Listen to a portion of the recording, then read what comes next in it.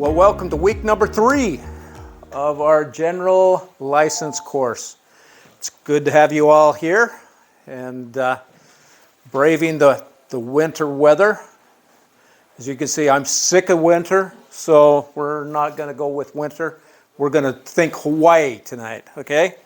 And they have weather in Hawaii, but it's good weather. Okay. But anyway, tonight we're going to talk about regulatory agencies, amateur licensing rules, control operator privileges, technical rules, and standards. It sounds like a real exciting piece of information, right? Mm-hmm. It is. It is. Trust me.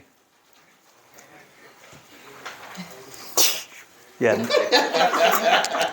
Okay. So let's start out with regulatory agencies. There's a bunch of them. But which ones impact us in amateur radio? Yeah, we'll get to that one. But first we're going to start out with the ITU, the International Telecommunications Union. Anybody ever heard of that? ITU? Or is that all new? Seen the abbreviations a lot. Okay. Well, they're responsible for all international radio regulations. Makes sense? International telecommunication, international radio regs. And each country decides how to administer and implement the regulations. So some countries can do things a little bit differently. And countries may impose additional regulations as long as they don't conflict with the ITU rules. So the International Telecommunications Union is an agreement between countries. And they agree that we're not going to, break the rules that the ITU agrees to. Okay? But there may be additional rules. Okay? Now there's 3 administrative regions throughout the world. Makes it easy. Just 3 of them. You only have to remember 3. And individual regions have their greatest effect on the frequencies, essentially, the allocation of the frequencies within those regions. And individual countries can vary from country to country as well. So, what are the ITU regions? Well, basically they're blue, gold, and pink. But they're actually named Region 1, 2, and 3. Okay. And where do we fall? We fall into Region 2. That's something you're going to want to remember for the test. We fall into Region 2. Okay? Can I comment? You can comment. It's kind of odd that they didn't do it left to right, did they? They did. Because we would be if they were doing left to right. Yeah. Well, it depends where you start the world. Well, but 1 and 3 are right next to each other. So they went from you mean they right, went from right to left? right to left, right around the world. Okay. Well, in this picture, it makes more sense. They followed the sun. Oh. But they started there. And they started at the meridian. Right. Okay. Okay. Which comes into play in a few different things when you're recording your time. If you're ever contesting, it's UTC time, which runs right through here. Okay? Greenwich, England, whatever. Greenwich Mean Time. Okay? So that's where they started. But good comment. Good comment. All right. So North and South America, Alaska, Hawaii, and most of the U.S. territories are in Region 2. Some of the U.S. territories fall outside of Region 2, like Guam, American Samoa.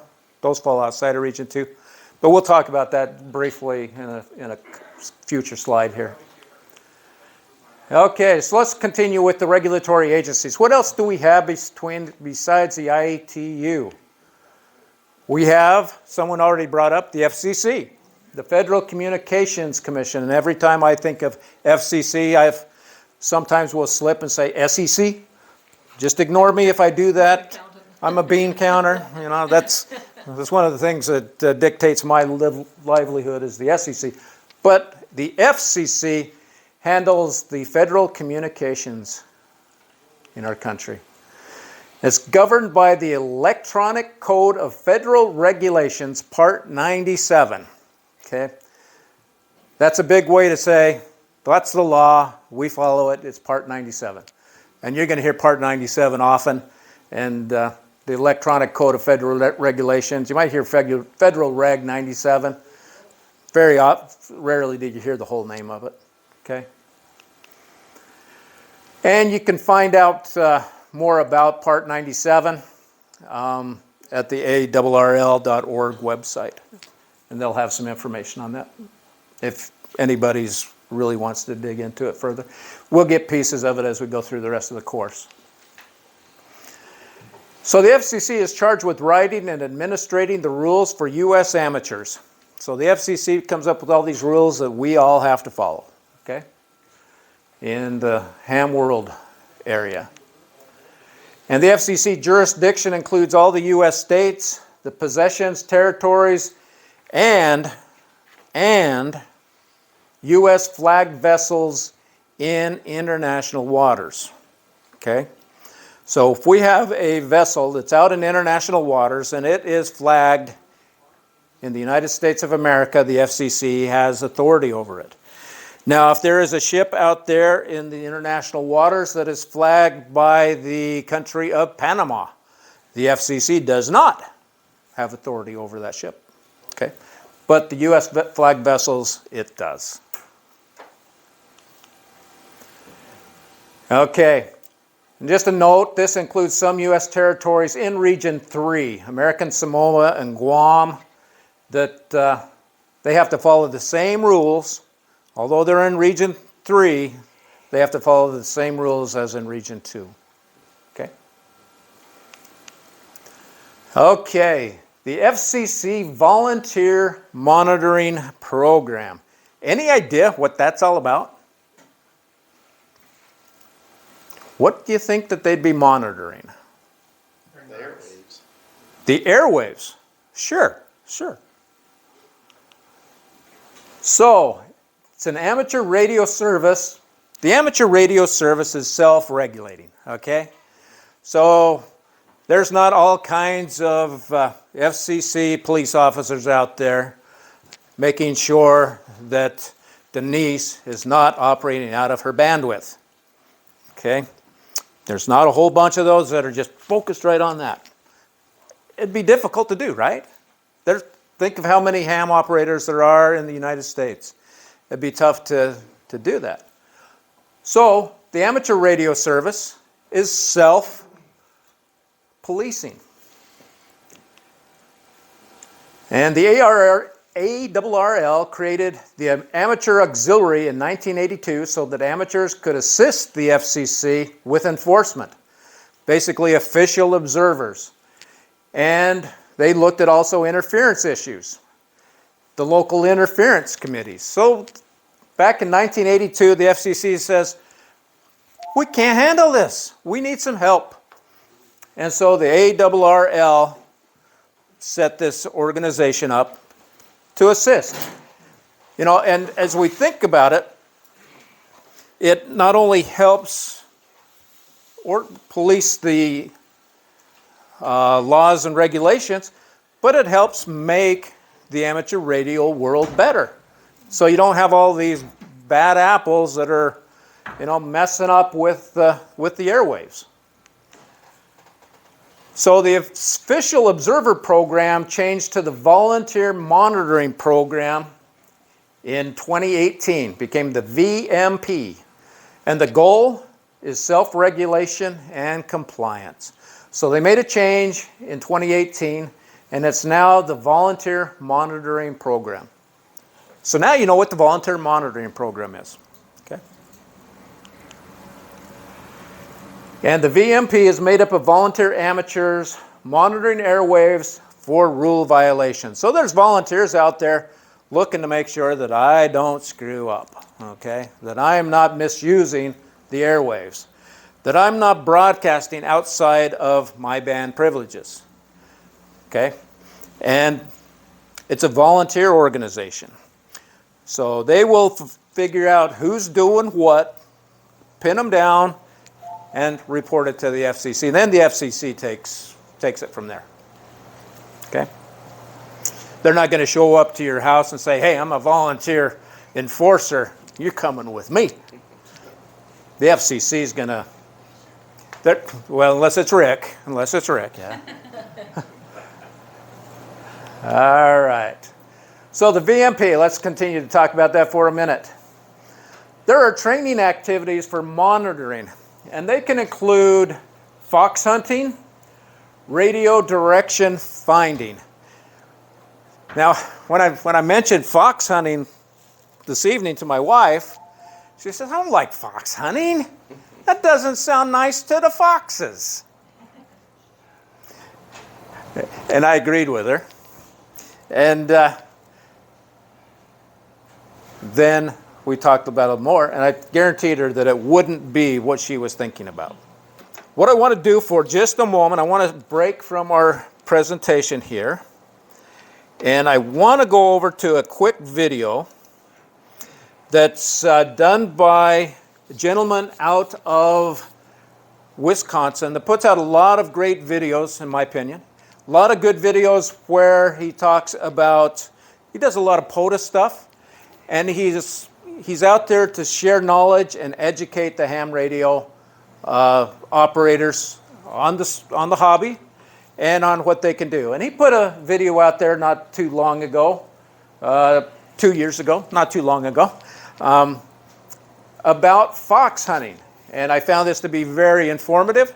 And so I just want to share this with us this evening. It takes about 13 minutes, I think. We're going on a fox hunt. Keep watching to learn more about this really fun amateur radio activity.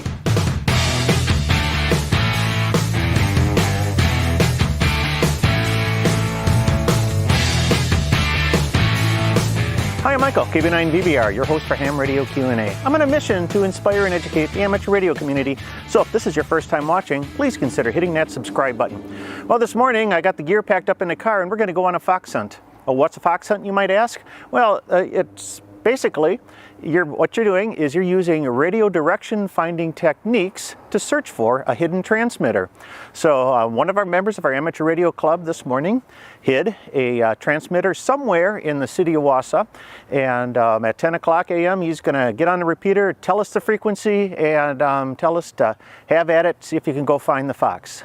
So we're just waiting for the announcement from him, but in the meantime I'm just going to take you quickly through the tools of the trade for fox hunting. Basically, what you're going to want is, well, first off, a radio, a handheld radio, something that's got a really nice meter for viewing the signal strength. So if it's got a good meter for signal strength, all the better. Next, and probably the most important piece, is your direction finding antenna. This is a 3-element Yagi or beam antenna that's made out of a tape measure. I got a video on how to do that yourself, so check the link up here or in the video description below if you want to find out how to make your own tape measure beam antenna. Next up, a real handy tool is an attenuator. What this is a little box that's got switches on it, and then there's resistors in line, and this will attenuate or cut back the received signal. So as you get closer to the fox, you can add attenuation to make the meter easier to read. Otherwise, as you get close in, what's going to happen is you're always going to see full scale on the meter, and you'll never be able to figure out what direction the transmitter is working from. And then finally, these are probably optional, but I like them. It's a map and a compass. I got a map of the city and I got a compass. So as I take a meter reading, I can also mark it down on the map, chart a course, take a few readings, and then triangulate in to where the fox is located. I have hidden a fox within the city of Wausau, and your mission, if you choose to accept it, is to find said fox. I'll go ahead and take stations checking in. You are participating in the fox hunt. Please call in now. This is KB9CJX.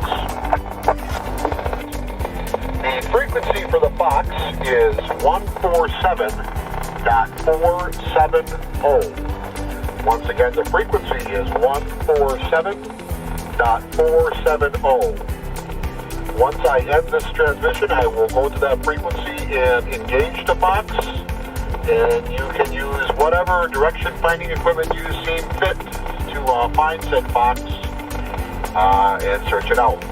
Once you find it, please call on this frequency, 147.135, and you'll need to repeat the phrase that is inside the box in a clear plastic envelope.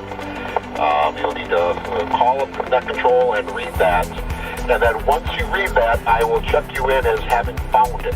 Do not announce the location until all other stations have found it.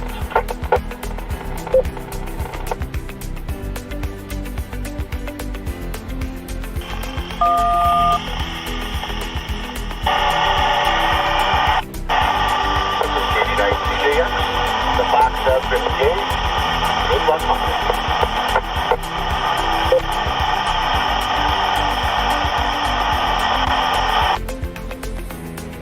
All right, as you can see with the handheld radio on with just the little whip antenna, it is really a weak signal. So we're going to wait for the next transmission to see if we can get a reading with it with the Yagi antenna. So let's get the Yagi set up and swivel around and hear what we can hear. What I have is the handheld radio attuned to our simplex frequency, the attenuator in line, and all of the switches are set to the off position, and we're connected to the Yagi antenna, and the Fox will transmit every minute or so, and there she goes now. And as I swivel, it'll get strong, it'll get weak, so I'll be able to find where this thing is located.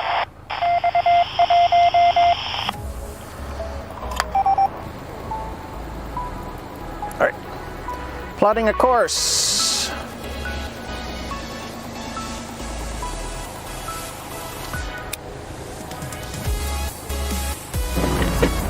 So I really have no idea where this thing is located. Otherwise, the first reading, we got slightly northwest from my home. So I'm gonna drive north a little ways and pick a spot to see if I can take a second reading here on this side of town, and we'll start to triangulate things. So as I'm driving, I can sort of hear the Fox getting stronger as we move along here, and just sitting in the back of the car right now, connected to the antenna, and I'm wondering if this Fox might be located near the downtown area. So I was just kind of paralleling downtown right now. So I'm pulling over here, and we will see Testing 1, 2, 3. if I am correct.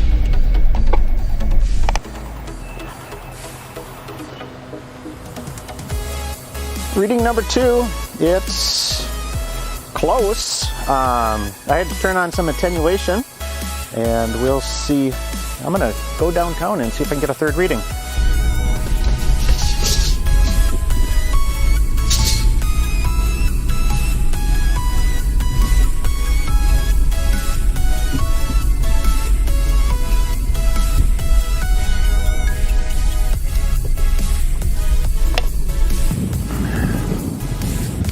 Down by the river, I got 2 clicks of attenuation on, and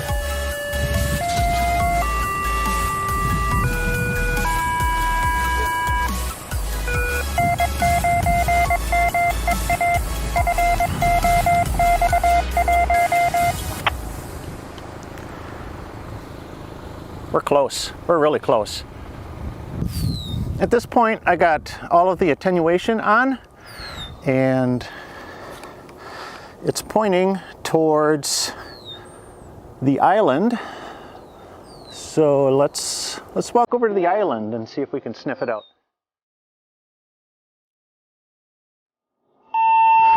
So right now I just kind of crossed the bridge, A little bit. I got full attenuation, which is something like it's got to be over 100 dB. And we are close because I'm getting like a half signal there, probably like an S5, S7 on the meter. Walking around a little bit around the path, it gets weaker, so it gets stronger as I walk this direction. We're in the general vicinity. I think we'll find it rather quick.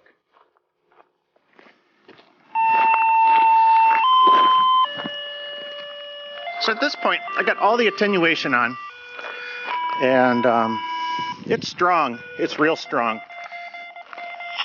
Kind of walking around the island, searching. So I'll just keep. It's in this area, so we're gonna keep walking and sniffing it out until we find it.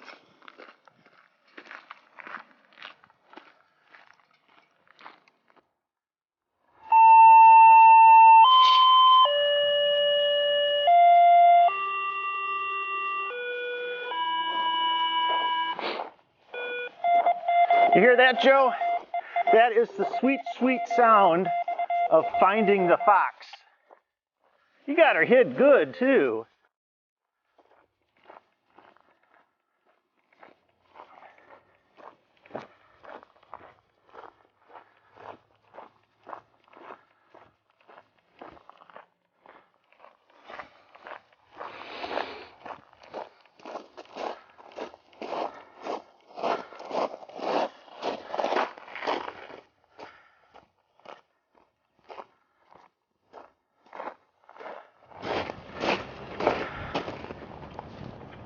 Look at that. It's got a Yagi antenna, and it's pointed towards the building there, hopefully using the tower to sort of deflect and confuse the signal a little bit.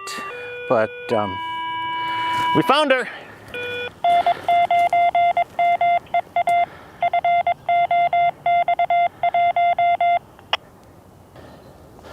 So inside the box, there should be an instruction sheet. And there it is. And I'm gonna have to go back to the car because I brought the wrong antenna with me, and I don't have a connector to transmit with the Yagi. So we'll send the message back in the car. We found the fox, so let's give Joe a call and we'll read him the message. KD9CJX, KD9CJX, KB9VBR. KB9VBR, KD9CGX, did you enjoy the little jump this morning? Yeah, it was a good one. Good to get out in the fresh air and spend the morning, but I got a little message for you. So we found the fox. It was hidden on the island right behind me, across the river there. Walked down the path, across the bridge, and down in the weeds. He had the Yagi antenna pointed towards the building right over here. So kind of confused the signal. I had the opportunity when I took my first reading, I came from the east, and got two really good readings off the east, so the building did not confuse me at all. Came down here, parked, and I could tell I was close. Started cranking up the attenuation, and as we walked down the trail and across the bridge, everything just started to click, and it took me a little over 40 minutes to find the fox, which is, that's a pretty good time, I think. I'm sure it could be better, could be worse, but that's it. So a lot of resources online for fox hunting if you want to start with that on your own. We'll put those down in the video description below to kind of get you started on the thing. And be sure to check out my video on the tape measure Yagi. That's in the video description too, because you can build one of those yourself, get started on fox hunting. But for more articles and information, be sure to check out my blog at www.jpol-antenna.com. Your support of this channel drives production of future videos. So if you like this video, give me that big thumbs up. Really appreciate that. Check out some of the other recommended videos and be sure to hit that subscribe button. Pressing subscribe is your way to be notified when future videos are released. Well, that's it for this time. I'm Michael. Keep an eye on VBR. Have a great day and 73.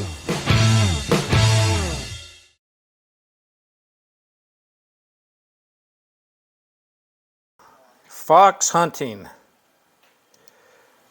That's one way that these VMPs can get trained and practice going out trying to find these signals that are causing problems in the airways. And sounds like it could be a fun activity. Anybody want to go fox hunting? Yeah. Okay. So anyway, they can do radio direction finding, and that's really what it is. You're trying to find where those signals are, and you do that by, trying to seek out those signals. And it's used for quickly locating hidden transmitters. Volunteer monitors might use these skills to locate stations violating FCC rules, intentionally or not. Sometimes stations may be violating the rules, and they don't know what's happening. They may be sending out signals and they just don't know that it's happening. So it may be unintentional. But hams. Could be new hams. Yeah, could be new hams. You bet. It's possible. Okay, so for more information, homingin.com. Okay, there's a website that you can go to find out more about the VMPs. All right. Regulatory agencies continued. The FAA, Federal Aviation Administration. What in the world would they have to do with amateur radio? Any idea? Is it the signals that are interfering with Kyle and the planes that he controls? Sounds like Could be. I just send people out on fox hunts to shut down stuff before. Okay. Yeah. So the FAA can get involved, you bet. I heard antennas. Antennas, yeah. So the FAA has jurisdiction over antenna structures more than 200 feet high and within 4 miles of a public use airport or heliport. And those structures must be registered with the FCC in order to avoid aircraft hazards. Another regulatory agent, local building authorities. Can you build that tower? Chad's back there going, he doesn't want to get into that conversation. So local building codes may apply to towers and antennas, okay? The FCC rule PRB-1 states that amateur service communications must be reasonably accommodated. Regulations must be the minimum practical and have a legitimate purpose.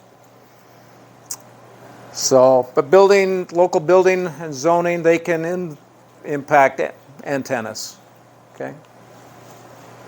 All right, here we go. It's our first practice question set of the evening.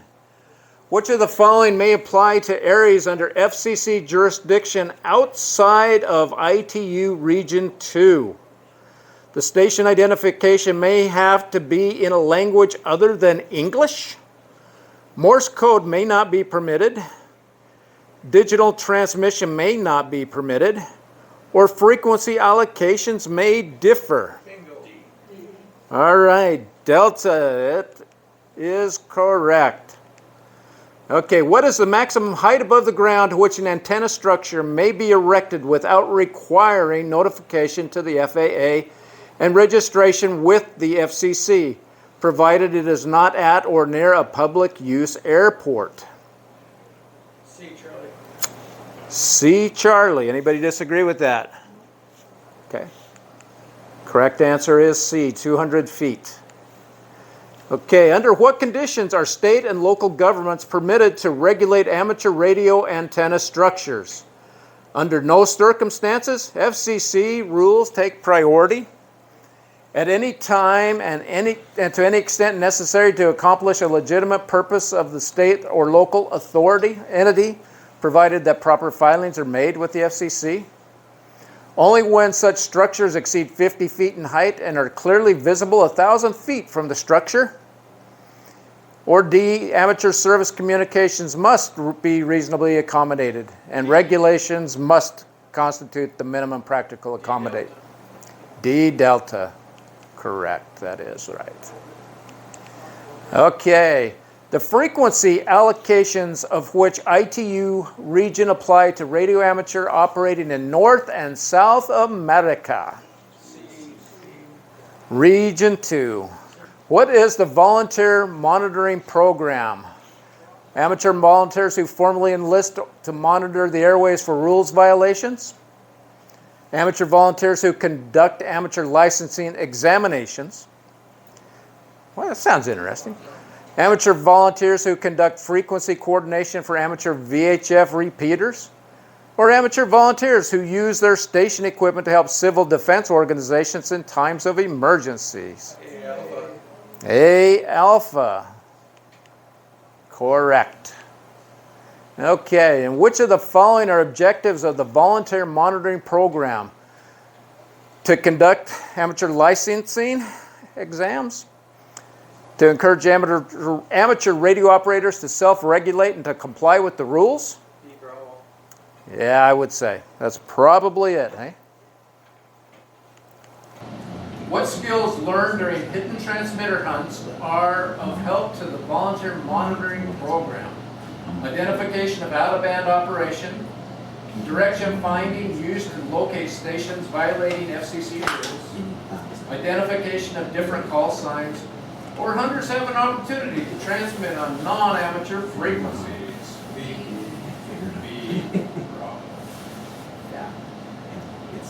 All right. Well, let's get on with some other additional rules. Amateur licensing rules. Those things that we all have to deal with, right? As we get our license as a tech, as we work towards and get our general, we all have to deal with licensing rules. So, volunteer examiner rules. There are rules for the volunteer examiners. Volunteer licensing program is administered by volunteer examiner coordinators, VECs. Okay, that's who handles the administration of this program. Okay, it's a VEC. It's an organization that goes out and provides testing. Okay, so within this VECs, they have agreements with the FCC to coordinate the examinations. Used to be that the FCC would go out and do all the testing. Well, the FCC can't do everything and be everywhere, right? So they've made agreements with these VECs that they have given some of their authority to administer these tests. And the VECs have agreements with the FCC to do so. VE accreditation requirements are listed in FCC 97.509B. And a VE, and the idea what a VE is? Volunteer examiner, yes. Which come under the VEC, and they are accredited by a VEC. So a volunteer examiner is accredited by that VEC, the Volunteer Examiners Coordinator. Okay? So in our club we have two different VEC teams. We have the ARRL team, okay? And then we have the LARL testing VEC.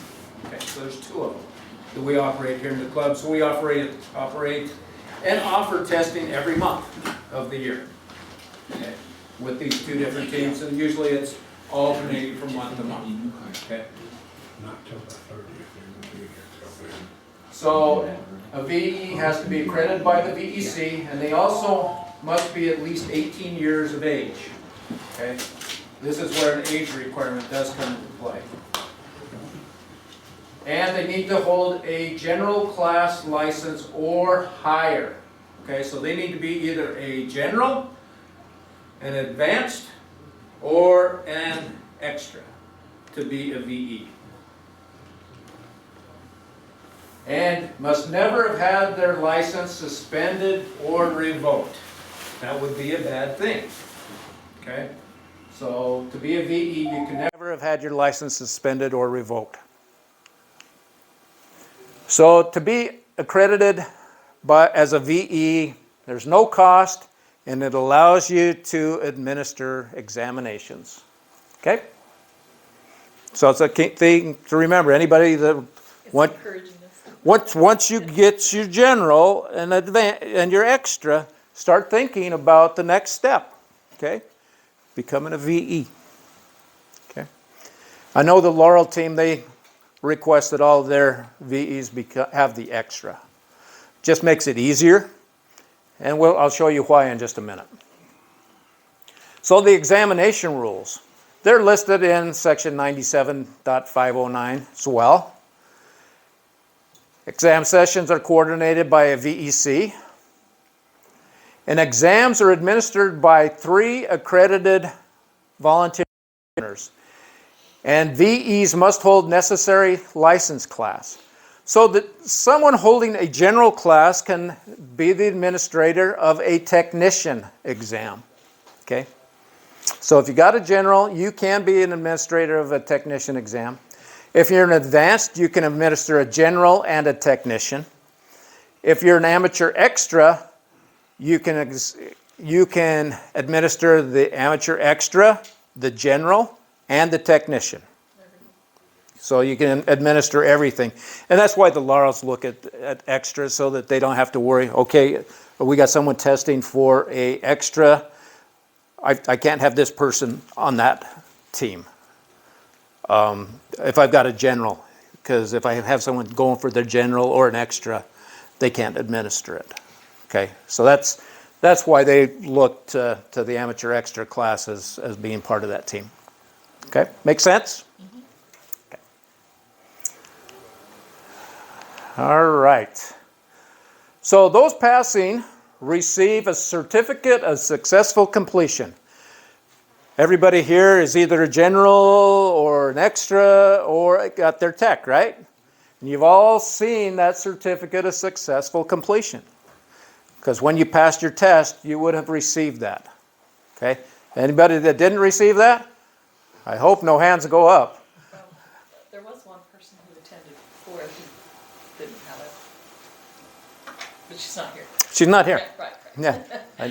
Yeah, she is. She's still working on her. Right. Okay. So the CSCE is good for 365 days. So you want to hang on to that. You want to hang on to that. Because that is proof that you passed the test, okay? So if for some reason the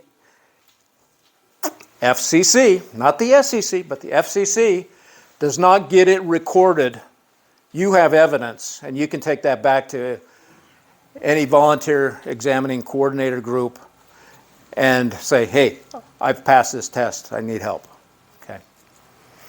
So, but you want to hang on to that, and I put mine in a loose leaf, and so that it sits there on the shelf.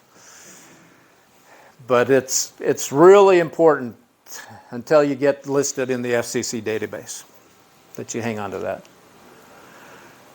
You may all use general class privileges as soon as you receive the CSCE. So you pass the test, you receive the piece of paper. You can operate as a general class amateur radio operator as soon as you walk out of here, okay, with that piece of paper. You do not have to wait until the FCC uploads it to their website, because you have proof that you have passed the test, okay? One thing you do need to do is you need to put an indicator with your call sign, okay?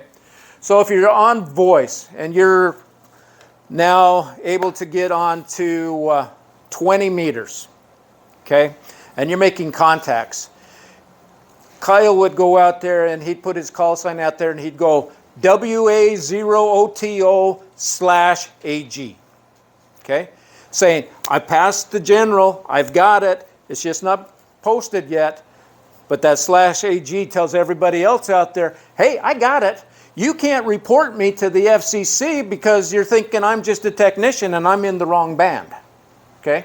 But because you have the proof that you're not. And that /AG tells everybody else that same thing. Now, if you're doing it on CW or digital, you just add that /AG. Okay? Make sense? And the AG is for acting general? Yeah, you do the same thing with extra though, don't you, Chad? I believe it's /AG on with your extra. It's just, Really? I think so. I'd have to look that up. I'll look that up and Oh, okay. get that information for extra. But it makes sense it would be acting general. But we'll have to look that up for extra. You're an extra. I don't remember, to be honest with you. But that's a good question. Oh, I thought that's, I read it sometime. You probably did. You probably did. So this is a sample of the form, the CSCE. Some of them may look just a little bit different depending on the VEC. Okay, but it's got the same information on it, just put into a different format. Okay, so credit for previous licenses. So, as of 2019, amateurs with expired license may receive credits for exam elements passed. Okay, so let's say you have your general, and it's 10 years down the road, and oh, I forgot about it, and it's now 12 years down the road. My license expired 2 years ago, and I didn't renew it. What do you have to do? Any idea? I went through all this. I passed the tech, and I passed the general, and I passed the extra. Do I have to do the tech, the general, and the extra all over again? Just element 2. Just element 2, which is the technician. Yes.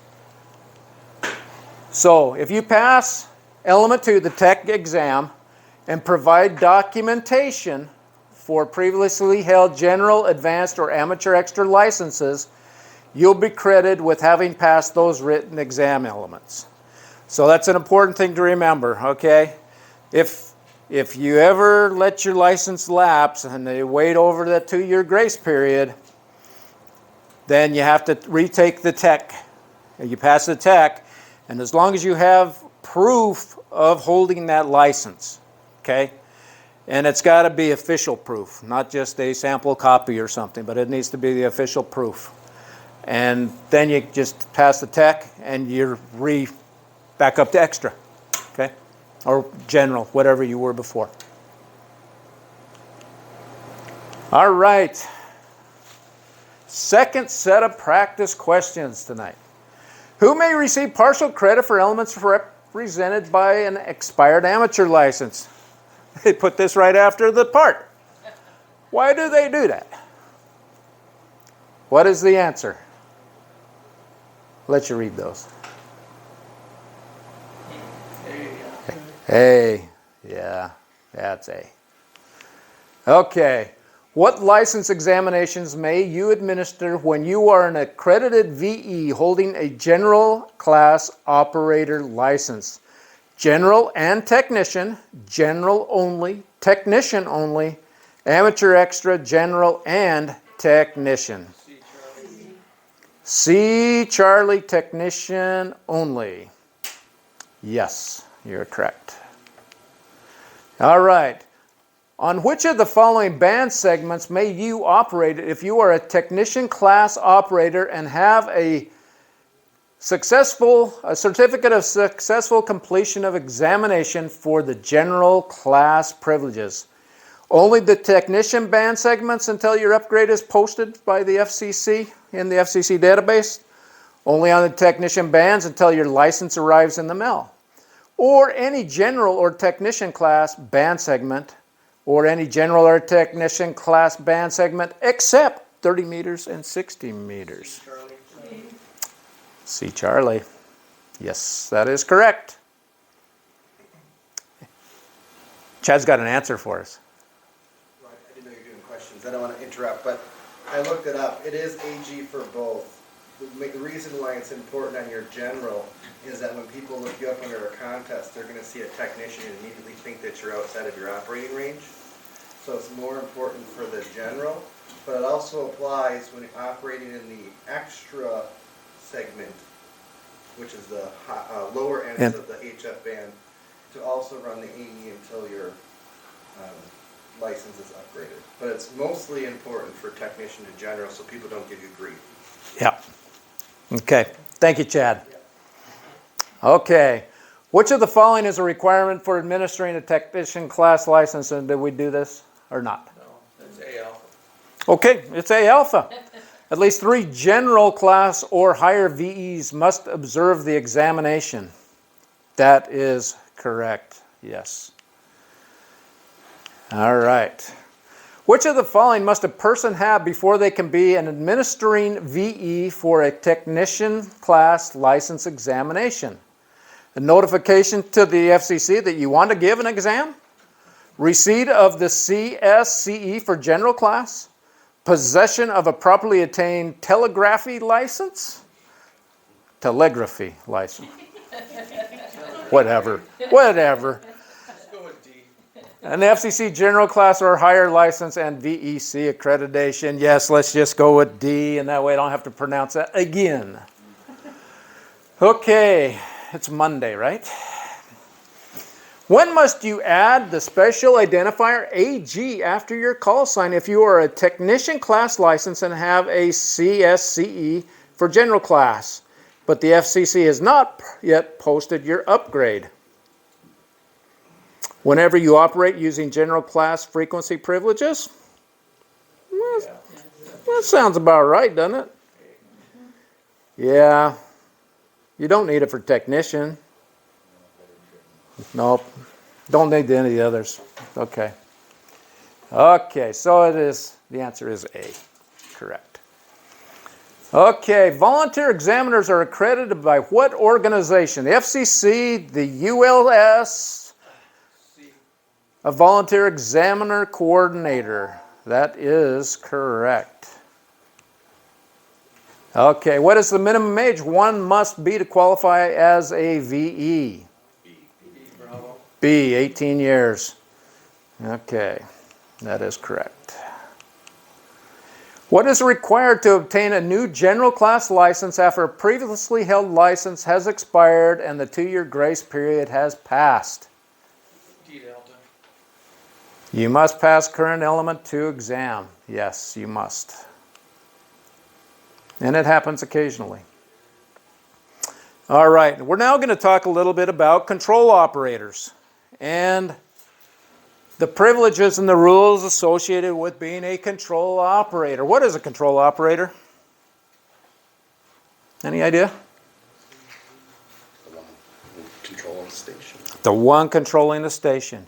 Yeah, you're right. So with so many new privileges, you want to keep a reference handy. You want to keep a reference handy. Okay, I got a handy. Okay, you want to keep one of these handy. Where do I have mine? Right by my radio. Yeah. If I'm going out on a POTA activation, where do I have mine? Right by my radio. Okay, because I don't want to be in the wrong spot. And every once in a while, I'll be spinning the dial, and I'll spin out of my band privilege area. And I don't want to be transmitting if I'm out of my band privilege area, right? And it can happen very easily. But if you have this by your side, it's very easy to open it up and say, oh, shoot, I got to spin back down. Okay? I've done that. I do that quite often. As I get older, I forget. This helps me to remember. Okay? There's nothing wrong with looking it up, and it's a good idea. It's a good idea. Okay? All right. So when you tune bands, check to make sure you're within the proper segment before transmitting. There are several questions on this, okay? So just keep that in mind. You want to be within your bands before you transmit. Okay, generals have privileges on 160, 60, 30, 17, 12, and 10 meters. 2 HF bands have special regulations, 60 meters, only permit channelized operations on upper sideband, CW, and certain digital modes with power limits of 100 watts ERP, okay? Effective radiated power. 30 meters only permits CW, RIDI, and data signals, and there is a limit of 200 watts on 30 meters. I just wanted to comment. Yes. Generals have more privileges than, I mean, that means full privileges. Yes, that does mean full Yeah, privileges. because they do have privileges on the Yes, 80, 40, they do have privileges on 80, 40, 20, 15, 15, yeah. and 10. 10's up there. But Yeah. these are the bands where they have full privileges. There's, if you look at the sheet, okay, you'll see that on those bands, there is EAG, EAG, EAG, extra, general, and advanced, okay? So, yeah, good point. Thank you for bringing that up. Okay, and this is this just in black and white. Okay, so the operator privileges and rules continued. In some band, amateurs share access with other services called secondary amateur allocations. The primary services have priority. The amateur station must clear the frequency if they hear a station that has primary rights, and hams are not allowed to contact the primary service. Okay, beacons used for observation of propagation and reception. Observation of propagation and reception and relative activities. These are useful on basically your HF, VHF, and UHF. And the beacon rules are contained in section 203 of 97. And the most important ones, you can have no more than one signal in the same band from the same location, from a single location, okay?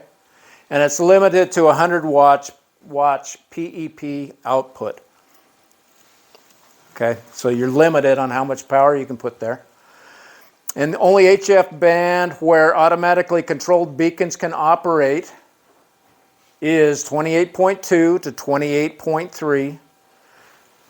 Just remember, the only HF band where automatically controlled beacons can operate is 28.2 to 28.3. And avoid transmitting on international beacon frequencies operated by the Northern California DX Foundation. You can find more information about that on www.ncdxf.org. I have to admit I didn't go look that up, but okay, so summary of the amateur HF bands. Here we go. I think this might have been part of the homework last week. Correct me if I'm wrong, Penny. I think this was part of it. Okay, 160, 1800, 1.8 to 2.0 megahertz. 80 and 75, 3.5 to 3.6, and 3.6 to 4. Okay, 60 is these channels, 1, 2, 3, 4. Okay. There's supposed to be 5. Yeah. I don't know which one's missing, but you're right. Look that up for me, would you? 40 is 7 to 7.3. Right. I have found just a few adjustments that we need to make to this presentation, and I've tried to make them as I've gone through it, but I've missed a few, I'm sure. Oh, okay. Well, yeah, I mean, I have them listed on my little card, but yeah, and it would be on here too. But. Okay. So But yeah, 40 is 7 to 7.3, 30 is 10.1 to 10.15, 20, 14 to 14.35, 17, 18s, 15s is 21s, 12 is 24s, and 10 is 28. And on Wednesday evening, just a plug here on 10 meter, every one of you in this room can get on, whether you're a technician or a general, okay? You can get on to 28.405 upper sideband at 9 p.m. on Wednesday evening for the mosquito net, okay? That's open to everybody, technicians and above, okay? And it's fun. We ask questions like this. And guess what? It's fun to listen to these guys get the wrong answers, along with me getting the wrong answers mostly. Okay, but anyway, these are the frequencies and these are the wavelengths, right? Okay, the wavelengths in meters, frequencies in megahertz. Okay, here we go. Practice questions. On which high frequency, medium frequency bands is a general class license holder granted all amateur frequency privileges? The key here is all, okay? Remember, they're looking for all, okay? Charlie. Okay. One, two different. Okay, so what's different here? I got 30. 15. Oh, 15 and is swapping out 60, huh? So on 15, you're saying I don't have all privileges as a general? No. No, you're right, I don't. And on 60, I do? That's the answer you get on M. 5 channels. Yes, you got the 5 channels. Yeah, you're absolutely right. It is C, that is correct. Good job. Don't let me fool you, okay? I'm just trying to impress upon you. Which of the following bands is phone operation prohibited? Where can you not talk on phone? Or single sideband? B, 30. That is correct. Okay, and which of the following bands is image transmission prohibited? Same. You mean it's the same? I can't do that there either? Very restricted. Okay. Well, we say the answer is B. What's that? I said, have you been? No, I have not been. I haven't sent any images, Anything else? so I've been good because I keep looking at my chart. Okay. Okay, which of the following amateur bands is restricted to communication only on specific channels rather than frequencies? 60 meters, yes, that is correct. Okay, which of the following frequencies is the general class portion of the 40 meter band in ITU region 2? Okay. Why wouldn't it be here 40? Because it's a wrong answer. Yeah, and the math doesn't work either. And the math doesn't work. And we're in the 40 meter band. We don't have 40 megahertz, do we? Yeah. They're going to throw a question like this in to confuse you when you see this and you see this. Don't let that confuse you. Why wouldn't it be 7.5? That's not an allocated frequencies. But I mean, the math works, but it's not. That's outside of the band, isn't it? Yeah, even though it, What's the top end of that band? 7.3. yes. Yes, it is 7.3. So as long as you realize, okay, 7.3, well, it couldn't be this one, and it couldn't be these two because of the same reason, okay? The only one up there that it could be is A. Very good. Okay, which of the following frequencies is within the general class portion of the 75 meter phone band? Okay, 75 meter phone band. Is it going to be A? No. Which band is A in? Or is it? Where is it? 1.875. No, that's in the, 160. It's in the 160 band.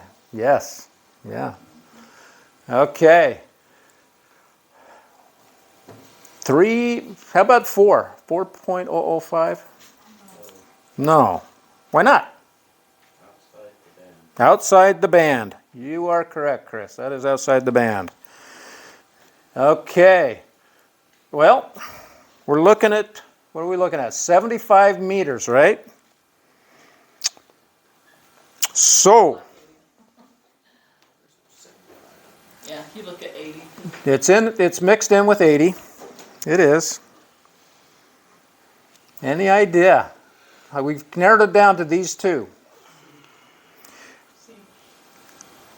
C. Why? Because we're talking about the general portion, right? And the general portion starts at what? What portion does the general portion start out with?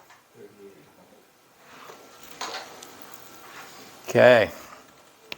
3.8 is correct. Yes. So the only one that falls into there is C. You guys are right. I'm just playing with you. Where's it on here? It falls into the 80 meter band. Okay. And which is, where am I at? Over here. So if you look at the general portion, your general portion starts at 3.8. Okay. Your 75 meter band's up in here. It all falls under the 80 meter. But what I would look at is I'd look at this general. Okay, where's my general start? Starts at 3.8 and goes up to 4.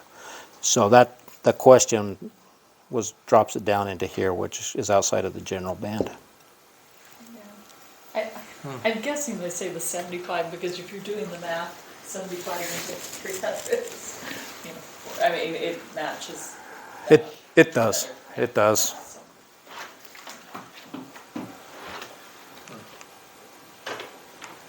All right. So which of the following frequencies is within the general class portion of the 80 meter band?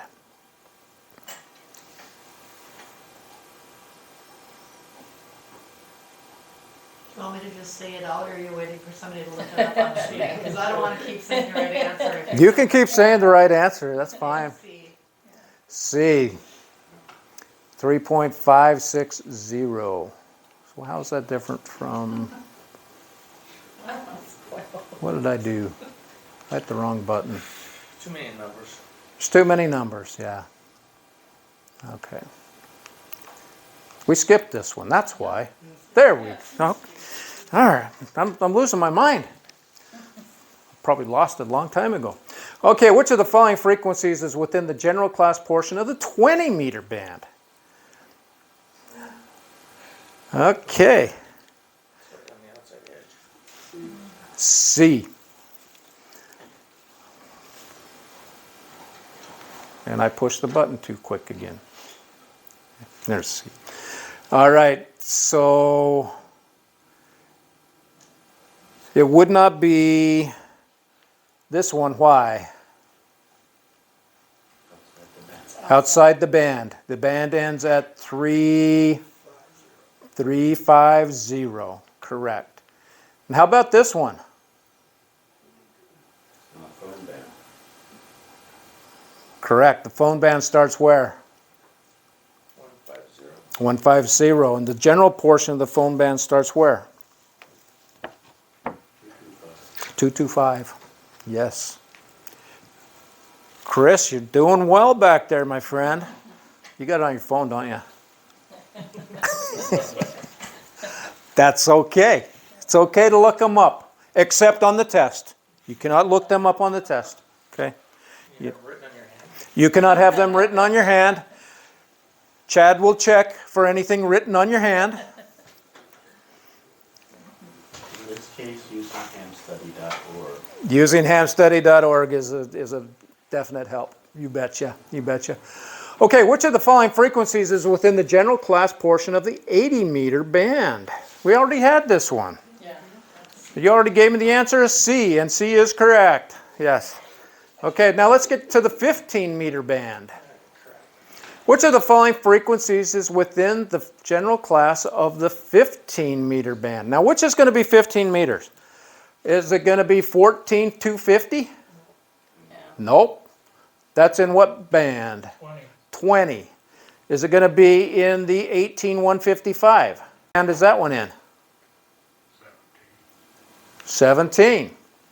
How about 21.3? Okay, yeah. And how about 24.9? No, what one's that in? 12. You guys are good. You're much better than I am. My wife quizzed me all the way back from Maryland on this stuff, and you think I would listen? No. Well, it's hard when you're driving. Exactly. I'm concentrating on other things, right?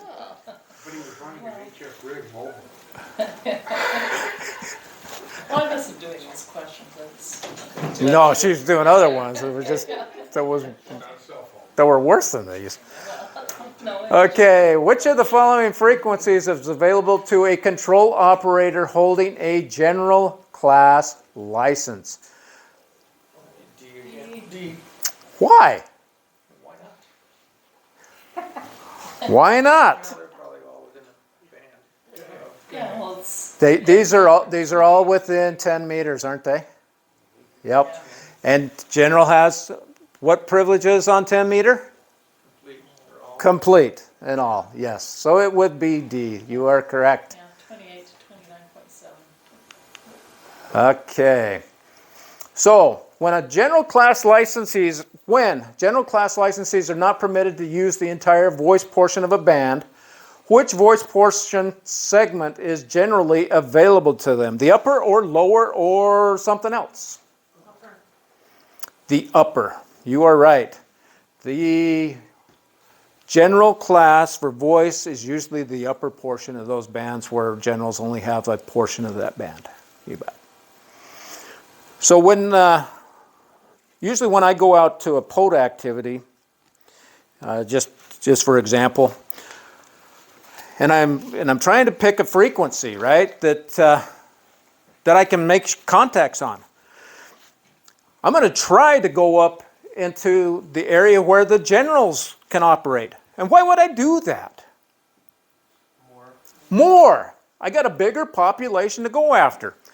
Guess what? Every other POTA operator out there is trying to do the same thing, and the general portion is sometimes very swamped. And you have to go down into the extra. But a general can't go down into the extra, can they? No, so they got to stay up in there.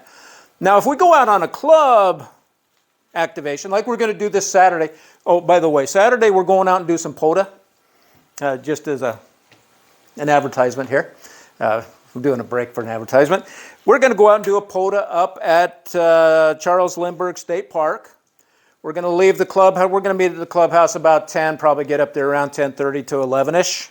Set up and do some POTA activation up at Charles Lindbergh. Now, when we get up there, and if all of the frequencies up in the general class are just hammered, and it just can't get in there, what are we going to do? Go to the bar. Kyle votes to go to the bar. Okay? Go down to the extra. We're going to go down to the extra, right? And now, if y'all come with us, which you're all invited, okay? I want to make sure of that. You're all invited to come with us, and you're all invited to get on the radio, and then we're in the extra band. Is that okay? Yes. Why? Control operator is an extra. Because the control operator is an extra. Absolutely. So everybody can get on. Everybody can participate. So come have some fun with us. Which of the following applies when the FCC rules designate the amateur service as a secondary user on the band? Amateur stations must record call sign of the primary service station before operating. Amateur stations can use the band only during emergencies. Amateur stations can use the band only if they do not cause harmful interference to primary users. C, yes. All right, very good, very good. Okay, so what is the appropriate action if, when operating on either the 30 meter or 60 meter band of the station in the primary service interferes with your contact? I'm hearing some people say B, increase your transmitter's power to overcome the interference, and that is not the correct answer. Okay, you do not want to do that. Some people might try to do that, but don't do that. That does not make a good ambassador for amateur radio. So attempt to contact the station and request that it stop the interference.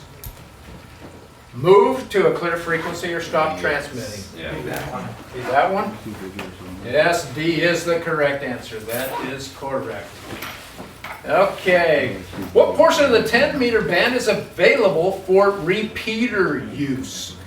And yes, there can be repeaters on 10 meters. What do you think? The entire band? No, No. Between 28.1 and 28.2? no, Nope. 28.3 and 28.5? no. Nope. I'm still green. And the portion above 29 and a half? Yes. Yes, that's where they are. D is correct. Okay. Which of the following conditions must beacon stations comply? A beacon station may not use automatic control? No. No, that's not one. The frequency must be coordinated with the National Beacon Organization? No. Didn't know we had one. The frequency must be posted on the internet or published in a national periodical? No. No. There must be no more than one beacon signal transmitting in the same band from the same location. Yes. Yeah. That would be it, yes. All right. Which of the following is the purpose of a beacon station as identified in the FCC rules? Observation of propagation and reception? Yes. Yes. That is correct, A. Okay.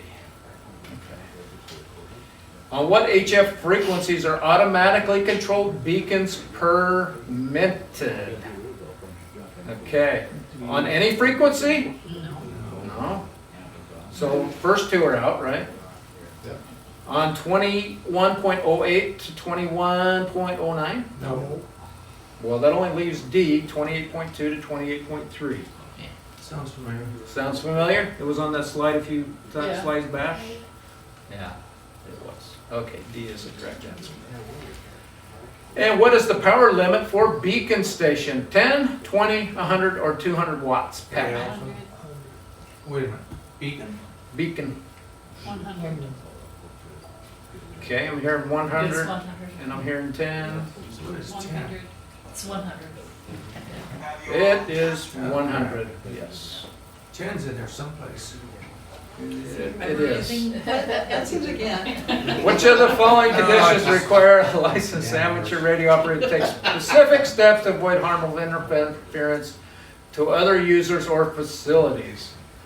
When operating within 1 mile of an FCC monitoring station, when using a band where the amateur service is secondary, when a station is transmitting spread spectrum emissions, or all the above. D.